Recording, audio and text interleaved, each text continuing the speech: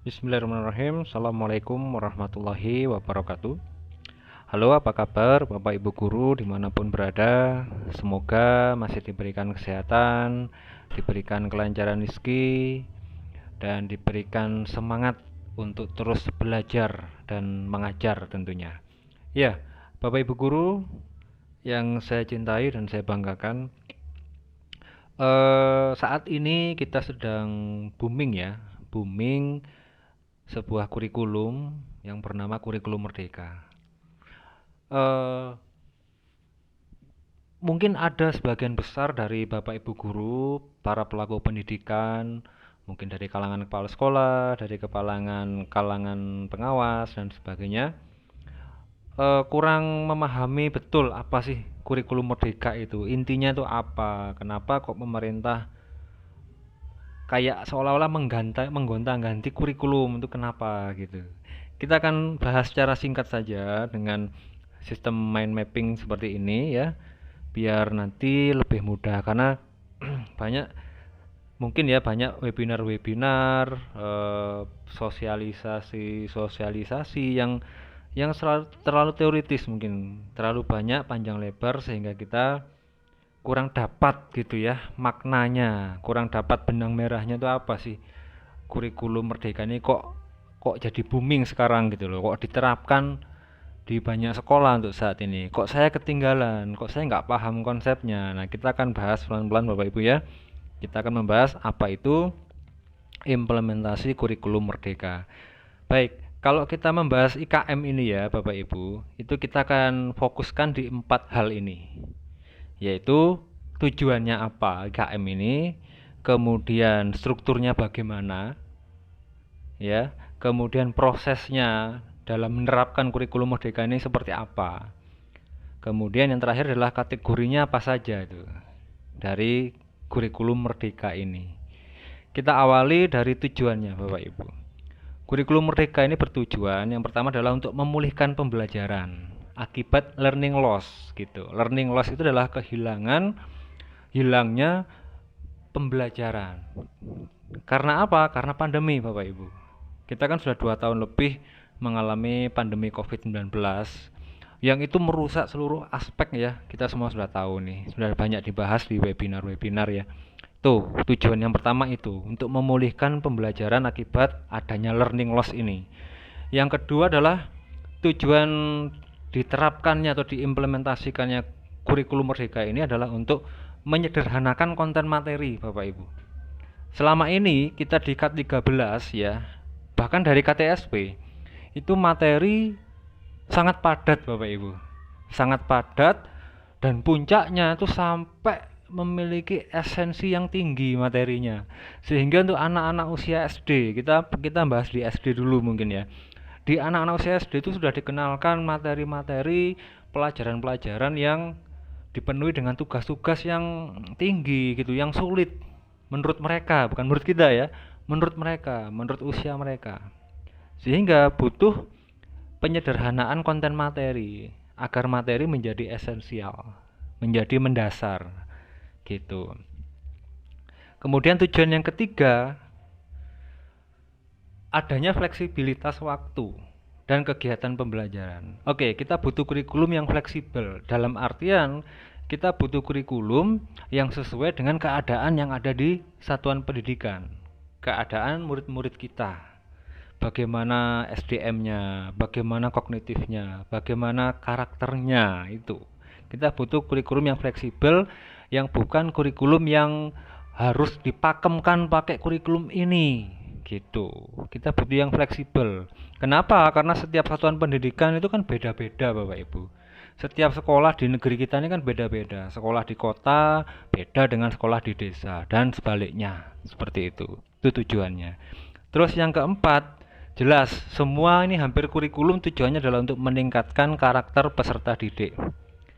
Jadi cuma di IKM ini lebih ditekankan lagi bagaimana meningkatkan karakter peserta didik. Karakter apanya ya? Karakter sikapnya, karakter bakatnya, karakter kelebihannya. Ya, hampir semua komponen secara utuh yang diinginkan oleh pendidikan itu ditekankan di kurikulum Merdeka. Dan tujuan yang terakhir adalah tentu saja menciptakan pembelajaran yang bermakna. Artinya ini dari efek dari materi yang esensial tadi ya, materi yang disederhanakan, sehingga diharapkan pembelajaran lebih bermakna, lebih ngena gitu ke siswa. Siswa jadi suka dalam artian itu aktif ya, hidup.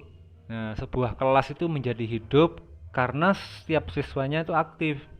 Kenapa aktif? Ya karena materinya sederhana, sesuai dengan usia mereka. Sehingga terciptalah pembelajaran yang bermakna. Itu dari tujuan. Oke. Nah, sekarang dari struktur Bapak Ibu. Struktur IKM ini ada dua ya. Jadi IKM ini dibangun oleh dua struktur ini, yaitu intrakurikuler yang memfokuskan kegiatan belajar mengajar reguler secara kognitif. Nah, jadi belajar mata pelajaran itu sudah reguler KBM seperti biasa, itu yang dimaksud dengan intrakurikuler. Kemudian ada co-kurikuler. Nah, apa itu co-kurikuler? Co-kurikuler ini adalah kegiatan proyek. Jadi di kurikulum Merdeka ini akan ditekankan ada dua struktur nanti dibangun di atasnya ini, yaitu intrakurikuler dan co-kurikuler. Nah, co-kurikuler ini adalah kegiatan proyek yang mengambil 25-30% alokasi waktu ya, alokasi waktunya, alokasi jam pelajarannya dari intrakurikuler. Makanya kenapa kalau di kurikulum Merdeka ini nanti intrakurikulernya lebih sedikit ya, waktunya, alokasi waktunya lebih sedikit, cuma pelaksanaannya lebih panjang gitu Bapak Ibu.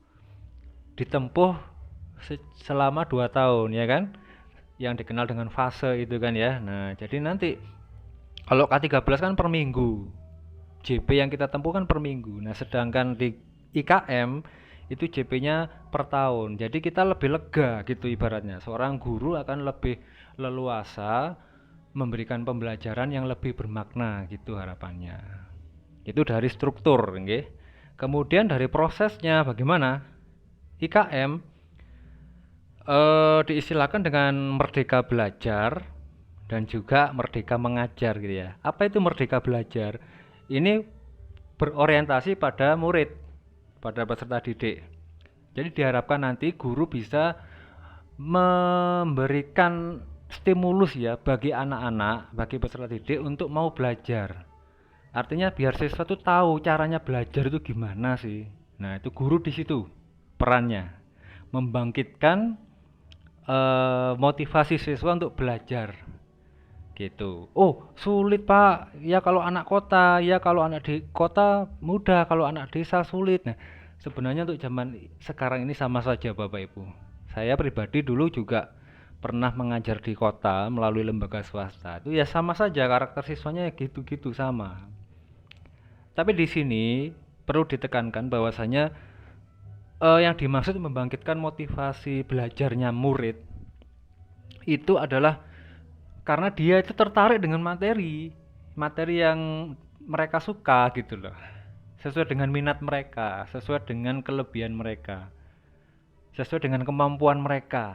Nah gitu, jadi kita nggak menuntut mereka sudah. Kita sebagai guru nggak menuntut mereka harus dapat nilai sempurna, dapat 9 selesai. Oke, kamu matematika hafal ini, dapat nilai bagus selesai. Bukan seperti itu sekarang. Jadi kita mengasih materi mudah gitu, sesuai dengan kemampuan mereka. Kemudian mereka itu kita stimulasi supaya paham apa sih yang mereka pelajari itu sebenarnya gitu. Itu merdeka belajar maksudnya. Kemudian merdeka mengajar, ini orientasinya pada gurunya. Nah, namanya saja mengajar ya. Jadi di sini guru tidak lagi dominan ya di dalam kelasnya. Tidak lagi dominan ceramah gitu maksudnya. Tapi dominan mengarahkan siswa, memfasilitasi siswa, kita bantu siswa. Oke. Oh, tapi minim Pak. Sumbernya minim, siswanya polos-polos ya, apalagi siswa desa nggak ngerti maksudnya apa. Oleh karena itulah Bapak Ibu, kita masuk ke situ, kita arahkan mereka gitu. Kita ngomong lah istilahnya gitu. Kita nggak fokus lagi ke hal-hal yang sifatnya kognitif. Selama ini kan kita hanya fokus kognitif, kita nuntut anak dapat nilai bagus, kemudian kita cap sebagai anak pinter, kan selama ini gitu kan. Karena kita dituntut sendiri gitu oleh pemerintah melalui kurikulum yang sudah dipakemkan sebelumnya gitu. Nah, untuk proses Merdeka Mengajar ini, otomatis guru perlu senjata, ya kan? Perlu senjata untuk sebagai acuan lah paling tidak. Dan senjata-senjata itu sudah ada di sebuah wadah atau platform yang dikenal dengan platform Merdeka Mengajar. Nah, ini di sini bisa diinstal Bapak Ibu, apalagi sekarang zamannya IT ya. Sudah main install-installan aplikasi sekarang. Di sini lengkap semua. Platform Merdeka Mengajar bisa diunduh dan dipelajari, lengkap di situ.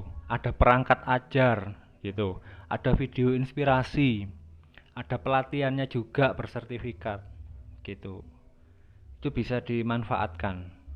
Nah, kemudian yang keempat, kategorinya. Kategori KM ini ada 3. Ada mandiri belajar, ada mandiri berubah, ada mandiri berbagi. Ini sudah dipilih dan sudah direfleksikan oleh kepala sekolah kita. Ya, melalui akun belajar ID-nya itu sudah dipilih sehingga sekolah ini menentukan ya, menentukan pilih yang mana, apakah mandiri belajar, yaitu sebagian K13 diterapkan dan sebagian IKM diterapkan. Ini mandiri belajar. Kemudian mandiri berubah itu menggunakan perangkat yang sudah ada, yang sudah disediakan oleh pemerintah, ya, yang dibuat oleh para guru penggerak kita ya. Itu bisa kita manfaatkan sebagai acuan kita.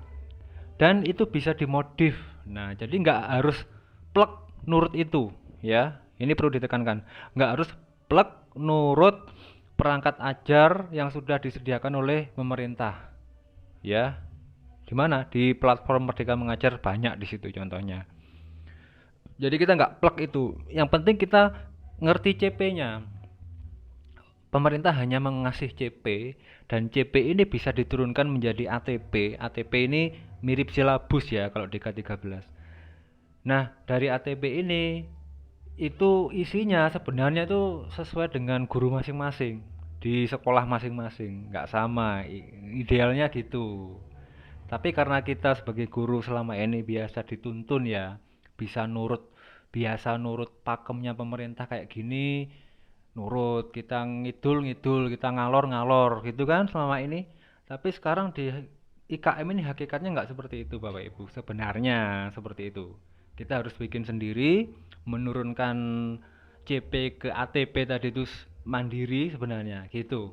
Ya, tapi enggak apa-apa sambil belajar. Kita melihat acuan ATP ya, khusus di situ. Kalau mandiri berbagi, wah ini khusus bagi sekolah penggerak yang semua guru-gurunya di dalamnya itu guru penggerak. Artinya apa? Ya 100% membuat perangkat ajar sendiri. Nah, perangkat ajar mandiri dibuat kemudian dibagikan dan diimbaskan kepada yang lain. Nah, demikian yang mungkin bisa saya sampaikan, singkat saja. Yang penting sudah mulai ditangkap ya marwahnya dari IKM ini, ruh IKM ini seperti apa. Nah, nanti selanjutnya kita akan bahas teknis tentu. Untuk teknis ini banyak macamnya, bisa dilakukan di diseminasi atau di webinar sudah banyak ya. Itu bisa kita lanjut di sana. Yang penting kita semua paham dulu nih konsepnya dari kurikulum Merdeka itu seperti apa. Oke, mengenai teknis saya kasih gambaran sedikit ya. Kalau untuk struktur ya, kita lihat struktur. Di intrakurikuler yang perlu kita siapkan itu cuma CP, TP, dan ATP serta modul ajarnya. Sudah itu aja. CP kan kompetensi utamanya ya, yang diturunkan menjadi tujuan pembelajaran atau TP. Dan TP tadi dikumpulkan, dialurkan ya menjadi ATP. ATP ini istilahnya mirip dengan silabus.